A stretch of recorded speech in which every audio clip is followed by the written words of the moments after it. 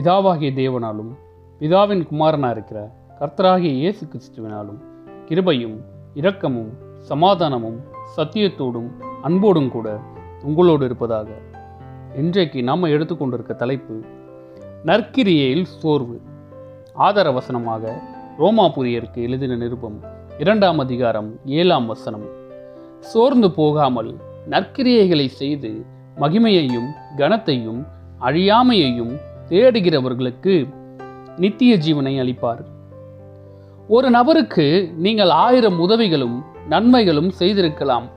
ஆனால் 1001வது தடவை சில தவிர்க்க முடியாத காரணங்களினால் இல்லை என்றோ முடியாது என்றோ சொல்லிவிட்டால் இதுவரை செய்த 1000 நன்மைகளும் மறந்துவிட்டு உங்களை தூஷிக்கவும் ஆரம்பித்து விடுவார்கள்.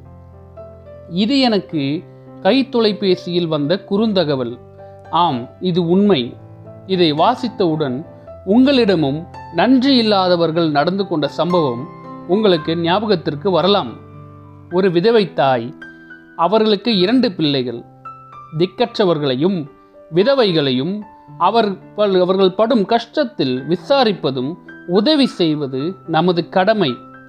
அப்படி செய்வதை இயேசுவும் தனக்கே செய்ததாக குறிப்பிடுகிறார். இதை மனதில் வைத்து அவர்களுக்கு தன்னுடைய தகுதிக்கு மிஞ்சியும் உதவி செய்தார் போதகர். ஒரு நாள் அந்த தாயார் கேட்ட ஒரு உதவி சற்று விசித்திரமானதாகவும் போதகரால் நிறைவேற்ற முடியாததாகவும் இருந்தது. தன் நிலைமையை எடுத்துச் சொல்லியும் அந்த தாயார் விளங்கிக் கொள்ளவில்லை. அவ்வளவுதான். போதகர் பொல்லாதவர். அவரால் தான் என் குடும்பமே கெட்டுவிட்டது, தெரியாமல் இந்த சபையில் வந்து சேர்ந்து விட்டேன் என்று அடுக்கடுக்காக குற்றச்சாட்டுகள் கூறி ஆலயம் வருவதையும் நிறுத்திவிட்டார்கள். பின்னர் வருவோர் போவோரிடமெல்லாம் ஒரே குறைதான் கூறிக்கொண்டிருந்தார்கள்.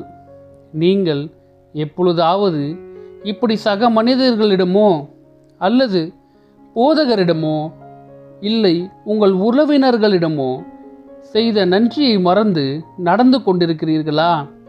யாராவது உங்களிடம் இப்படி நடந்து கொண்டனால் மனச்சோர்வுற்றிருக்கிறீர்களா? முதலாவது, நன்றியை மறந்து நடந்து கொள்வது கிறிஸ்துவின் வருகைக்கு சமீபமான கொடிய கடைசி காலம் என்பதை உணருங்கள். 2 தீமோத்தேயு 3 அதிகாரம் 1-2 வசனம் வரை இப்படி கூறுகிறது. அநேகர் இப்படித்தான் நடந்து கொள்வார்கள். 2வது, இப்படி நமது உற்சாகத்தை சோர்வுறச் செய்யும் நன்றி இல்லாதவர்கள் மத்தியிலும் பொறுமையுடன் செயல்பட வேண்டும். நன்மை செய்கிறதில் சோர்ந்து போகாமல் இருப்போமாக. நாம் தளர்ந்து போகாதிருந்தால் ஏற்ற காலத்தில் அறுப்போம். கலாத்தியர் 6 அதிகாரம் 9 வசனம். சகோதரரே, நீங்கள் நன்மை செய்வதிலே சோர்ந்து போகாமல் இருங்கள். 2 தெசலோனிக்கேயர் 3 அதிகாரம் 13 வசனம். ஆமேன். நற்கிரியைகள் சோர்வில்லாமல் செய்வோம். நீரே தேவன், சர்வ